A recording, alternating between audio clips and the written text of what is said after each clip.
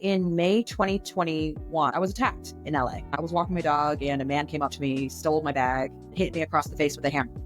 He fractured my nose, completely crushed my orbital bone, and I was 7 weeks out from powerlifting meet. And life is too short to kind of sit on the sidelines with anything. Do something scary, that's where the growth happens and all that stuff. Bodybuilding is so different. You have to do athletic things, you have to train, you have to diet, you have to eat, but it's more of an art form in my personal opinion. I probably train for an hour and a half to 2 hours, 6 days a week, plus cardio.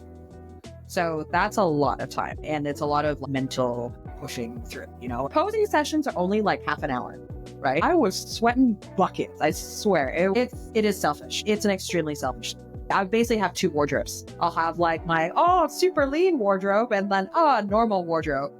And that's okay. You need to be prepared to be like, right, whatever feedback I'm going to get is going to be what it is. You're being compared on stage to another woman, to a bunch of other women. One of you is going to come last. And how are you going to respond to that? How are you going to take that? And because of all the sacrifice that it takes to get on stage, that's not for the faint-hearted. Hey friends. Okay, here's the real talk. Before you start listening, could you do me a quick favor? Tap that follow button and smash the like. It seriously helps so much and means a lot to me. I'm over here putting my heart and hours of editing into every episode, and your support means everything to me. It keeps this little podcast show dreams keep growing. Thank you, and you're absolutely the best.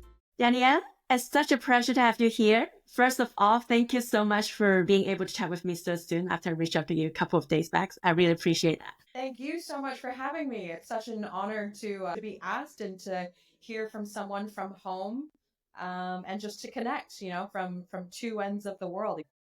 I'm always impressed with how strong you are watching all your lifting. I mean, actually insanely strong. So just for our listeners' sake, Danny used to represent Hong Kong for the rugby team, and you go on to also compete in powerlifting, strongman, and now you transitioned into bodybuilding a couple years back. So Danny, I'm wondering, are you always a sporty and competitive person? And growing up in Hong Kong with your Malaysian mom and American dad, do you think this multicultural upbringing has influenced how you approach to fitness, how you see food, and life in general? Man, how I see food. I can talk about that for ages. Yeah, so I guess your first question, have I always been sporty? Yeah, I think my mom wanted me to, like every Asian tiger mom wanted me to have good posture. So she started me off in ballet at the age of like 5 or 6, and I hated it. I hated ballet. I hated the tutus. I hated the pink. I was never a girly girl. And so then she switched me to gymnastics. And so I did that for 8 years. In gymnastics, there's levels, and it got to a point where it was, I was doing up to like 12 hours of training a week by the age of like 12, 13. And there were intramural competitions, there were inter-school competitions. And so that was that. And then at one point, gymnastics got really expensive, and my mom was like, how much do you really want to continue doing this? And I was like, you know what? I think I'm done. And at that point, I was starting GCSEs, and I started doing cross country, trampolining, basketball, netball, swimming. I was doing everything. And then my friend Amy invited me down to rugby, and the rest is history. I knocked a girl out and was like, this is sick. And next thing I knew, I was trying out for the Hong Kong team and the under 20s team, and then got asked to be on the national team. And yeah, it all just kind of went from there.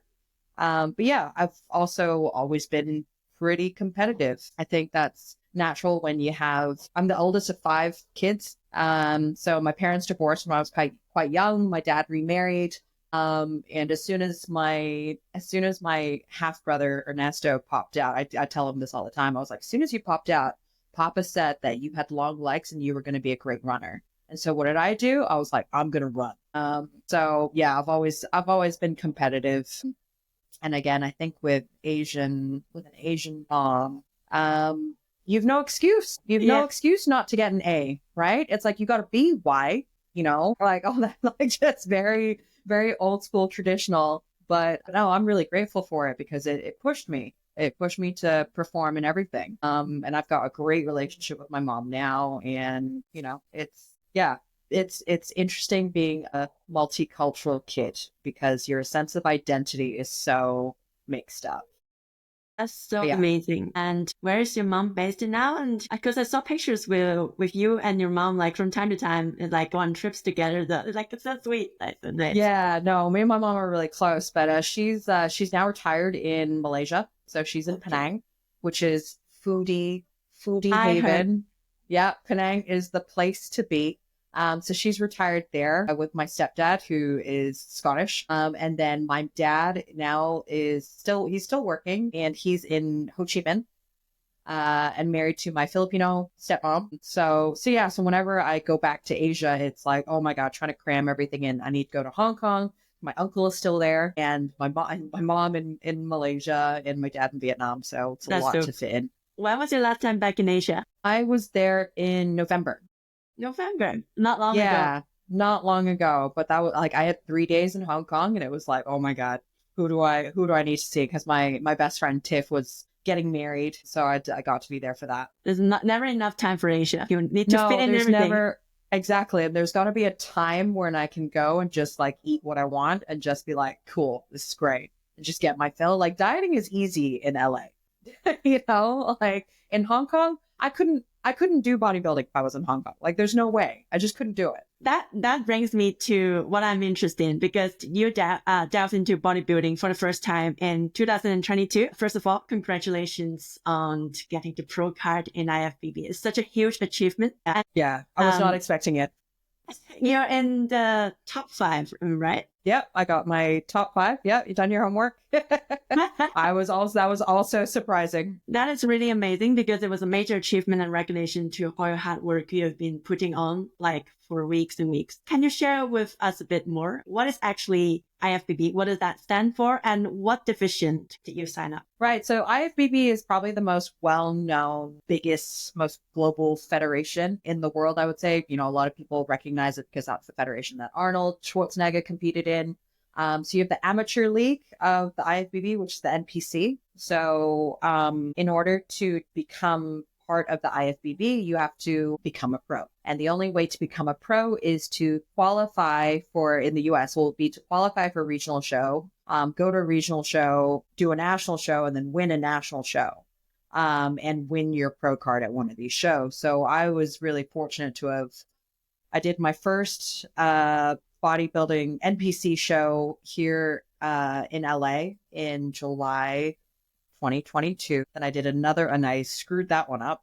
My posing, I think I was all freaked out and like, oh my God, wobbling all over the place. And then I did another show in August 2022 in San Diego where I won. And then I waited until May 2023 to do a show, and I won my pro card there. So I won my pro card in 3 shows in under a year, which is nuts. But I owe a lot of credit to my coach, Rodin Dubois, who's based in Sydney. I've been with him since day one. I remember reaching out to him and being like, hey, so I'm thinking about trying bodybuilding. And he took me under his wing. So yeah. I'm surprised. So he's based in Sydney, so it's like an online coaching. Basically. That's really amazing, because you have someone you just met through online and you have achieved amazing results. So I met him. So my husband, John, used to live in Sydney. Right. And so when I was living in Hong Kong, we were doing the whole long distance thing, and I was flying to Sydney a lot. Rodin used to have a podcast. He's really well known in the health and fitness industry, especially down under. And for doing, all he does is bodybuilding. All he does is like competition prep. So I remember meeting up with him for a coffee with John, and I was still a power lifter back then. So I was like, oh, cool to like meet him, blah, blah, blah. And John like used to meet up with him regularly when he was there. So I'd always known of him. And rather than kind of picking someone out at random, or picking a random team or whatever, I spoke to John about it, and we were like, well, why don't I just reach out and just see what Rodin thinks? And better someone that you kind of know, who's serious, who's legitimate, who you have some sort of rapport with already. So that's why I chose him and stuck with him, because it's working. So yeah, it's working.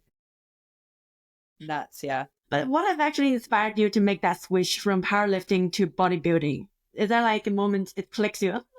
It's something I want to try now. No, it's funny. It's I think I'd done powerlifting for 7 years, and I used to always compete in the under 60 kilo category. Oh no, in Hong Kong, when I was competing with IPF, I'd compete under 63. And then when I moved to the States, USPA is bigger, which is under IPL, and their weight categories are either under 60 or under 67. Now, I tend to walk around at 64. I'm 63, 64 kilos. And so it was getting harder and harder for me to get under 60 kilos. I wasn't quite strong enough for under 67. And so I was having to get really, really lean to the point where it's kind of like, my logic was, well, if I go through a proper hypertrophy phase, proper bulking phase, then maybe I can get strong enough to then compete under 67. And, you know, everyone likes looking good. Everyone likes feeling good. And I think bodybuilding had always been something that really intimidated and scared me because it's so demanding from a lifestyle point of view, like the food side of things, the lifestyle, the sleep, the regimen is really relentless, and it scared me. Then in May 2021, as you might know, I was attacked in LA. I was walking my dog, and a man came up to me, stole my bag, and hit me across the face with a hammer. He fractured my nose, completely crushed my orbital bone. And I was 7 weeks out from powerlifting meet. Sorry to hear that. That's crazy. Yeah, it was nuts. My eye blew up. I thought I was going to have brain damage. I thought I'd lost my eyesight. It was really bad. And I was 7 weeks out from a meet training, and I somehow managed to do that meet. And that meet was nationals, USA nationals. And I qualified for worlds off the back of that. And I came second at worlds. Wow. That's really amazing. And that was all in that same year. So that was in November 2021. And then after that, I kind of had a moment and was like, right, do I want to go ahead and stick with powerlifting, or do I want to try and do something new? And I think getting attacked reminded me that life is really, really short. Yeah. And life is too short to kind of sit on the sidelines with anything. If there's ever something that you're thinking about trying or thinking about doing, then what the hell are you waiting for? You know? And, you know, as cliche as it sounds, everyone says that you should get out of your comfort zone, do something scary. You know, that's where the growth happens and all that stuff. And nothing scares me more than obviously getting hit with a hammer, but also being half naked on stage, covered in fake tan with a ton of makeup on your face, in a pair of heels, posing and being judged next to a whole bunch of other really phenomenal women. Like, that is terrifying. And so I was like, right, I'm not getting any younger. What am I waiting for? Because if I'm not going to do it now, then I'm never going to do it. So why don't we just try it? Yeah. You know, kind of going back to that little girl who was like, right, let's just try rugby. It's kind of like, well, why don't we just try bodybuilding? Give it a go. So that was kind of what made the switch. And it was like, let's just try this. What's the worst that can happen? I'll fall on my face on stage. I'm glad it all works out, and you did amazing. And thank you. Really amazing. Does that fear of getting on stage still exists? You know, like 100%. 100%. I don't think it ever goes. Like, I've still got, now my problem is I've got like imposter syndrome. Like, I almost got my pro card too quickly, too early, that I don't have the reps of being on stage. You know, I haven't earned that pro card yet. No, I have. So there's still that element of imposter syndrome. And, you know, I still have, I think the whole, in fitness, everyone has like their identity, right? Yeah. I'm an MMA fighter. I'm a jiu-jitsu person. I'm a power lifter. I'm a bodybuilder. I'm a calisthenics person. And I think I don't identify as any one of those things. You know, I wouldn't say like I am a bodybuilder, but I'm not like, that is my identity. That is everything. I've also been a real athlete, which to me, a real athlete is something like rugby, is something like MMA, you know, but you know, it's that bodybuilding is so different. You have to do athletic things, you know, you have to train, you have to diet, you have to eat, but it's more of an art form in my personal opinion, rather than a sport. And I'll probably get a lot of hate from bodybuilders on it. But it is what it is. I said it. That's my opinion. Everyone's got to be okay. That's your opinion. That's what's most important. And bodybuilding, there are so many different divisions for female. Why do you choose the category that you chose? And for someone who is new in bodybuilding, so how does that female athlete know like which category suits them best? What's your feel on this? So I think part of it is, so you have bikini, you have wellness, you have figure, you have physique, and you have bodybuilding. So those are kind of the different levels of kind of muscularity. There's a newer division now, which is even smaller than bikini. But, I think when I first started looking into bodybuilding, I was like, well, I couldn't be bikini because I've trained for too long. I've got too much muscle. Bikini is more suited to thinner frames, I think, smaller, more petite, figures. Then you have wellness. Wellness is the only asymmetrical division. So that's designed for women who have really big legs, really big lower body, really big glutes. And I tell you, I don't like leg day enough. I just don't like, sorry.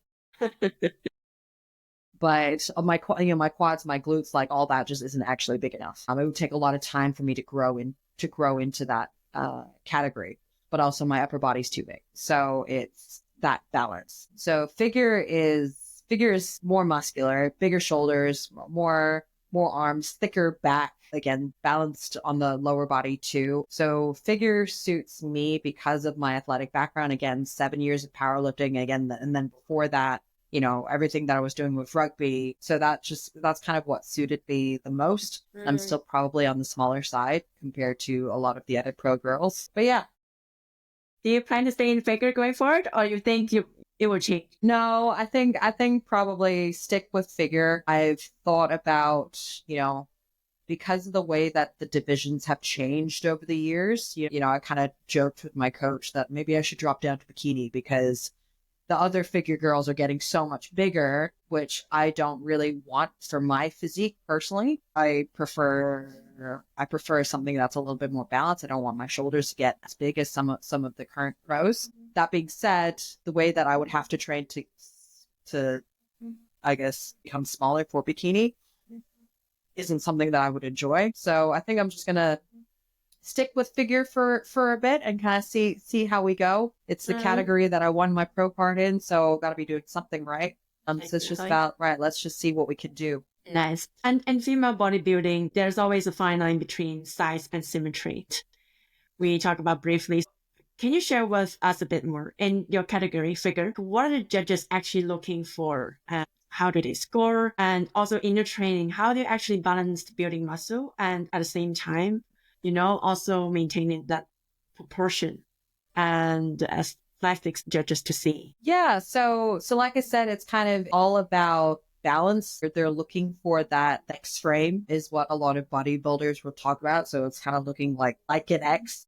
Right. So they're looking for that width in the back and in the shoulders. They're also looking for a nice quad sweep and nice like full glutes, as well as kind of that hamstring balance from the back. They're looking for that separation, that glute ham tie-in, looking for a really small waist, obviously, to accentuate that take that X frame, big round shoulders. They want some ab definition. They want to see, they say that they don't want striations, but looking at the winners that they've picked, I think you do want striations. They want to see some separation in the quads. Yeah, but then they're also looking for stage presence. They still want femininity. They want it to be graceful, elegant. They're still looking for all of that. Right. So a lot of it is muscular balance between the top and the bottom as well. But yeah, that symmetry is everything.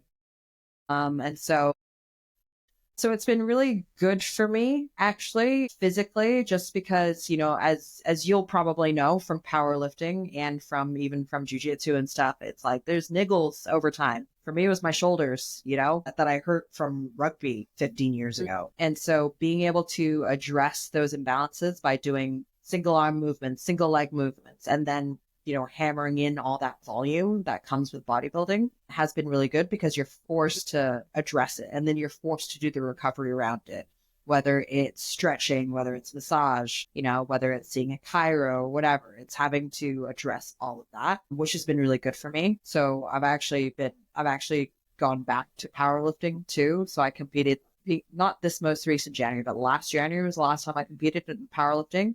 So I was just curious. I was like, I miss it, I like feeling strong. And so it was really interesting just kind of going back to that and feeling how, I guess, my body has changed. But yeah, symmetry is everything.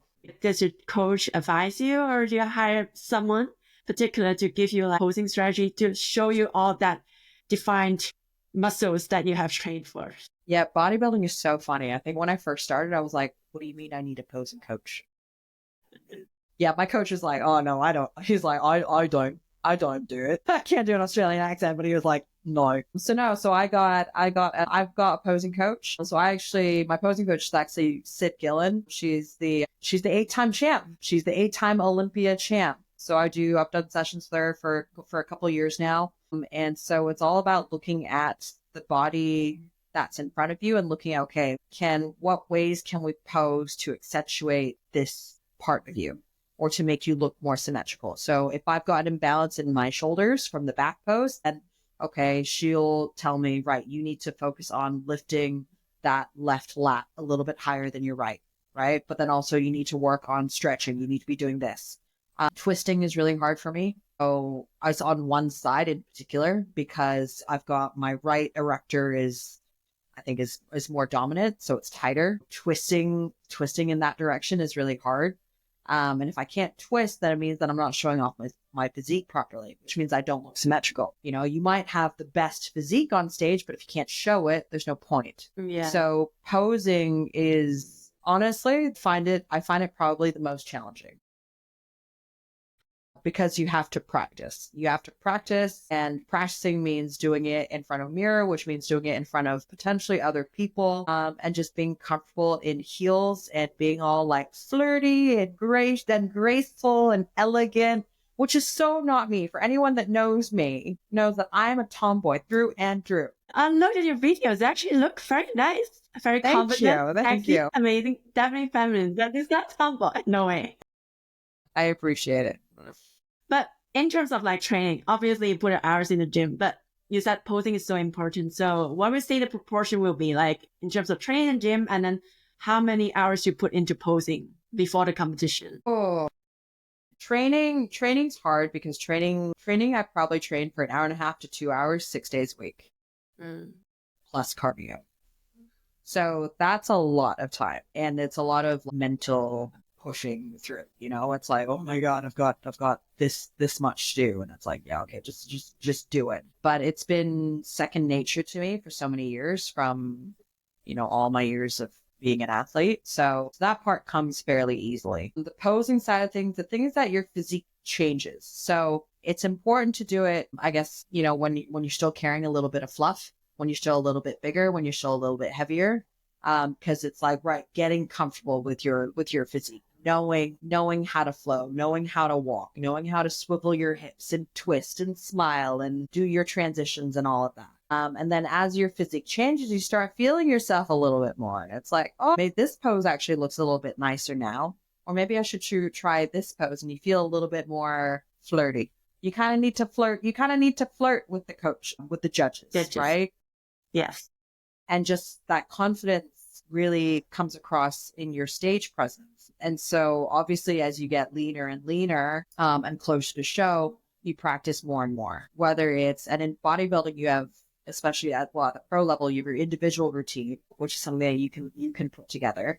But then you also have your mandatory poses where you stand in a line. Everyone will see this. You do your quarter turn to the right, back pose, all that stuff, where you're being compared side by side. And that's tough because I remember my pro debut, I was on stage for 11 minutes doing mandatory poses, comparisons. Wow. Now you try tensing a muscle for 11 minutes while smiling, trying to look relaxed, trying to relax your wrists and your fingers whilst, sucking in and raising your rib cage and squeezing your ass and like Yeah. all of that. That's hard. I think my first posing session with Sid, I was sore for like 3 days afterwards. And I was sweating. Like I could feel, when sweat like dribbles down your Yeah. thigh? Yeah, I felt that like posing. From posing. Posing sessions are only like half an hour, right? I was sweating buckets. I swear I mean, I still do sometimes with her. It's hard, but that's Yes, like, it's conditioning. It's a type of conditioning. So yeah, it increases as you get closer and closer to show. You Wow. just have to smile. Oh, it's practicing those smiling muscles too. That's hard. But yeah, definitely. Like smile. That's muscle training as well. And trying not to look like a crazy person. Yeah, all look natural, sexy, and Yes, flirty. exactly. Everything is fine. Not scary. Everything is fine. I don't want to scare people away. Like, Exactly. oh my God, sounds like a lot of hard work, and yeah, that's intense. Even listening to that. It's a lot. And, I think my first show, and then, as you get closer and closer to show, cardio increases, food Right. decreases to the point where I think at one point I was doing 90 minutes of cardio a day, every day. And that's like on the StairMaster. Like the cardio that I do is not on a treadmill. It's not walking. It's not walking on an incline. It's like on the StairMaster. For 90 minutes. Yeah. Oh my God. And so at that point, you're like, I'm too far in now. Like, I can't, like, what am I going to say? No to your coach? Like, it's just like, okay, I'll do whatever you tell me. And you're just kind of so like tunnel vision that it's like, Yeah. right, we're doing this. We're doing the damn thing. So it's a lot. It's a really interesting endeavor. I'm glad you're still here pushing for more and more. This is really good. And I've heard people describing the sport as like a selfish sport. Do you agree with it? And what sacrifice have you made to say is so much to you? It is selfish. It's an extremely selfish, because it demands so much, right? And none of us are truly ever in alone, right? All of us have parents, all of us have friends, most of us have partners or whatever. And when everything is so intertwined and everything is about you, yeah, it's hard. And so I'm super, super fortunate that John is honestly like the most understanding. He's already talking about next season. I'm like, okay. Which is really nice because he also sees how much, I guess, competing for me helps me mentally. I like having deadlines, and it means that if I can keep this trucking on, if I have this focus for myself personally, I'm still going to perform. I'm still going to do everything that I need to do, work-wise, career-wise, and personally. But also it makes me enjoy the downtime so much. I've my very clear on season. I have my very clear off season, right? And it makes you look forward to both, for very different reasons. But no, I think, especially when you have your own gym, and I was, especially when I started this back in 2022, I was kind of like, well, I've got to be in a gym all day, every day anyway. Why not? I might as well. And in my mind, it was like, well, I just got to start dieting. And then it's like, fine, little did I know how much else it takes over. But no, the big sacrifice is energy.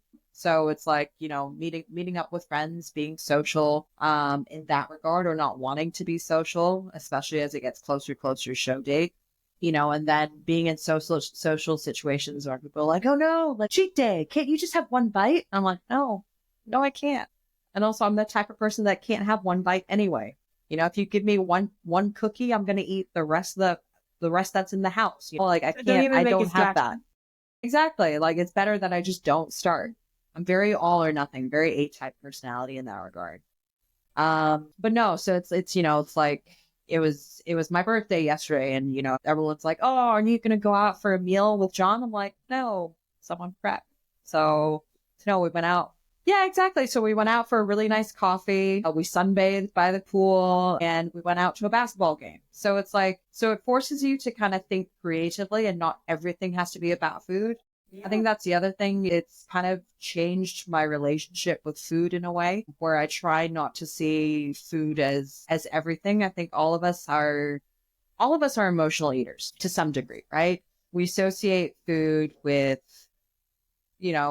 something that brings us comfort, right? Something that you do when you're sad, something that you do just to be social. or something that you do when you're bored or whatever. It's just like food is always there. And so being on such a regimen kind of changes that. You kind of look at food a little bit differently.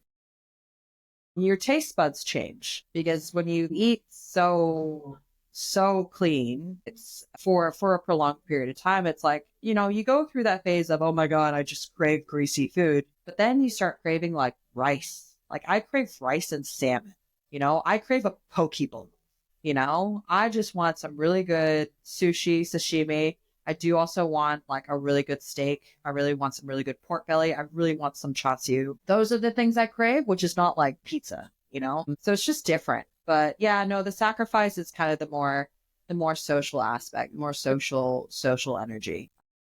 But yeah, but also maybe that's just me getting old. I don't know. No way. And travel is also something that has been a sacrifice because travel can be stressful. I think when I travel, I'm the type of person that wants to try all the local food, that wants to try all the local cuisine, right? I think that's a really important part of experiencing a culture. So, like I said, whenever I travel back to Asia, for me, that always has to be at a time when I'm off season because I don't want to be restricted or super careful with what I'm eating. I want to enjoy myself. But I do know a lot of bodybuilders that will travel and still be mindful with their food or still be strict and still be tracking and stuff like that. That's just not how I personally like to travel. Can you give us a little sneak peek of how your diet is like now since you are very close to competing? It's so boring. So it's a lot of lettuce. It's a lot of spinach and then either chicken, egg whites, pork tenderloin, and tuna. And a very small amount of potato at night. Right. So low on carbs, but if I very eat low protein, on carbs. low on carbs. Lean protein, very low fat. Yeah, just a little bit of carbs. Huge volume, that's fine on vegetables. Yeah, it's still measured. It's still within reason. Because I'm the kind of person that will be like, I'll just eat as much lettuce as I want. So he still managed me on that. Like 200 grams of vegetables per meal. Right. That's good. So after all that hard work, like so intense, all that we've discussed, and okay, fine. And so now fine, it's over. Whew, so relieved. How easy it is for you to get back to your normal life. Oh, I don't even know what normal is anymore. Like my normal, I mean, everyone's normal is very different, right? Like I still train on most days, just because I like training. I like how the feeling that training gives me, mentally and physically. So I think, after my season last year, I finished my show. John and I hopped on a plane the next day and went to the UK and then we went to Greece and we were still training like every day. Yeah, it's just habit, right? It's like brushing your teeth. Food wise, like honestly, I'll still keep my protein pretty high. And with carbs, I try and make sensible choices with carbs. Like either like I can eat rice, like I'm not sure, like I can eat so much rice. As I'm sure most listeners can. Rice is life. But, my coach will very, very much kind of be like, right, just bring it back up to your maintenance calories, For at that point, the goal is to kind of get back to a healthy body fat level. As I get closer and closer to show, usually I'll stop my cycle, I'll stop having my period. And so that's a really big health marker. And so obviously that's because I don't have any fat. So the goal is to kind of get that back up to a healthy body fat level and get that cycle back, which will normally take me about 2 months. Yeah, but it's hard. It's hard seeing the veins go, seeing the leanness go, and kind of trying to get over that body dysmorphia. But I'm also the kind of person that I basically have 2 wardrobes. I'll have like my I'm super lean wardrobe and then normal wardrobe. And that's okay. Yeah. I've kind of just gotten to that point where I'm just in acceptance of that. And that's okay. And what helps me is that I know what I need to do. If I do ever want to get really, really lean, then okay, I know what I need to do. But at the moment, that's not the priority when I'm in my off season. And when I'm in my off season, it's about being healthy. It's about nurturing other aspects of my life, my relationships, my husband, going and seeing my parents, spending time with my mom, whether it's, or my dad, it's cooking, I'm really big into, I'm such a foodie, which a lot of people don't believe. I'm like, yeah, like I started a meal prep company, like I'm well into my food. I bake sourdough at home. I like baking banana bread. All through COVID, I was baking all sorts of stuff. I was doing ribs. I was doing pork belly. I was doing all sorts. So food is also, yeah, I'm really into it. It's food is a part of life to me. Yeah, no, it is. So that's so cool. I also just like making things. So now you have a meal prep company. No, I started one in Hong Kong. So I used to work for a personal training company, and they wanted to start a meal prep company to serve their personal training clients. And so I helped them start that. I did all the recipe creation. I found a kitchen, found a chef, did a lot of like sample tasters, testing with them, and then hired a logistics company, did the daily delivery, did all of that. So yeah, so I organized all of that. That is so cool. So one day, if you decide to retire from bodybuilding, will this be your next business? Your next Absolutely not. That is the most stressful job I've ever had. I cannot tell you, because especially in Hong Kong, daily delivery, the logistics, absolute nightmare. And just the number of different types of cultures and stuff that you have with people. Like you have people who don't eat beef. You got the vegetarians or the vegans or whatever. Now you've got the guilos who don't eat fish, right? Like that's a thing. So it's just, it's a lot. Too much. Yeah, never again. No, absolutely not. That was interesting. I stick to lifting and bodybuilding. That's better. Exactly. And so for someone who wants to get into bodybuilding, you have some suggestions, or if you look back to your journey, like a couple of years back, 2022, if you could have correct that one mistake, you think I could have been better. I would say it's for some girls who want to get into female bodybuilding. Do you have suggestions for that? I think I'm really happy. I'm really grateful for how my journey with bodybuilding started. I think the way that I credit so much of my success in bodybuilding from my background in powerlifting, as well as rugby and being a professional player, because it is demanding, it is all consuming. Rugby was my job, that was my job. And bodybuilding kind of feels like a job. It didn't bring you any money. Yeah, I lose money bodybuilding. Bodybuilding is so expensive. That's something that people need to be prepared for.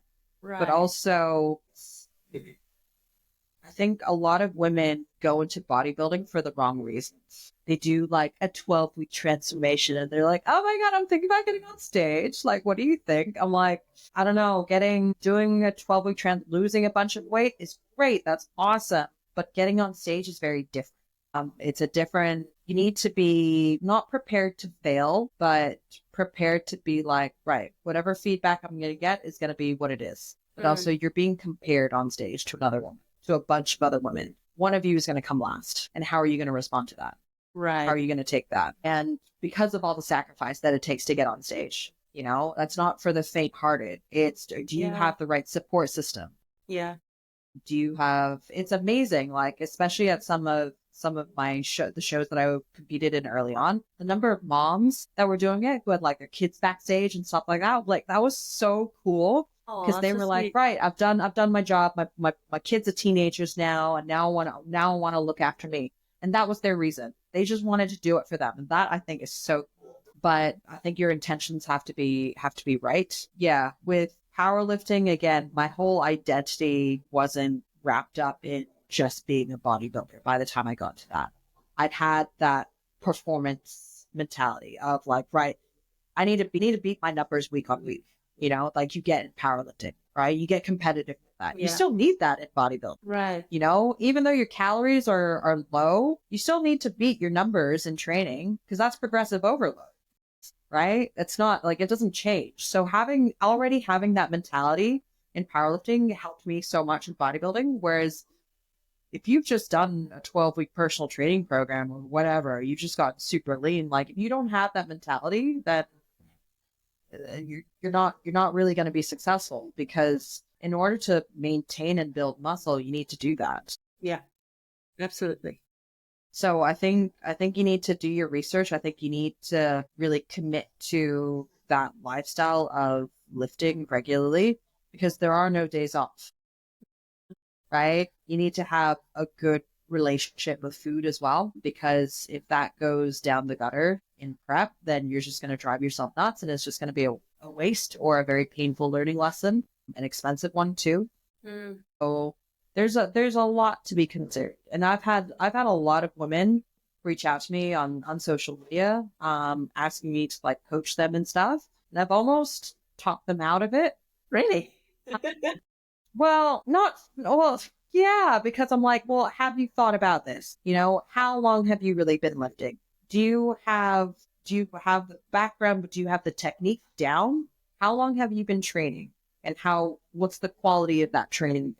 Just because you've been going to the gym for 10 years doesn't mean you've been training, right? Absolutely. But quality training, yeah. So there's a lot to think about when it comes to doing your first bodybuilding show. I always recommend someone schedule a photo shoot. Do a photo shoot first. Can you commit to a photo shoot in 6 months? Prepare for that for 6 months. That's usually my recommendation. That's the first step. If you can commit to it, then we'll come back and talk to Danny for be my coach. Sorry, guys. Are you being selective then on who you will be coaching? Not selective. I think it's more like I feel, because I'm so, I guess, new into bodybuilding, I'm not the kind of person that is also necessarily feels comfortable taking someone under my wing for a bodybuilding show. For those kind of people, I normally recommend my coach. I'll be like, go talk to Rodden. He's great. He's my coach. I've been with him since day one. He's awesome. Go work with him. But for lifestyle stuff, lose fat, build muscle, I feel, I'm super confident with, and it all depends on where the person is at. What is their starting point? I've been certified as a trainer. My first certification as a trainer was when I was 20, so 15 years ago. And then I did my nutrition coaching certification through Precision Nutrition. I just did Prescripts nutrition coaching with Dr. Jackson, which was awesome and eye-opening. I also did Prescripts level 1 coaching. I think there's always more to learn, different ways to approach things. I'm still learning stuff from my coach with the stuff that he does with me. There's many ways to skin a cat. And so what is the next big project you're working on? And how can we and our listeners reach out to you for that lifestyle and advice that you can give us on that, getting to be healthier? Yeah, sure. Yeah, lots of big projects. It's I've got one that I can't talk about, not yet, which is coming up.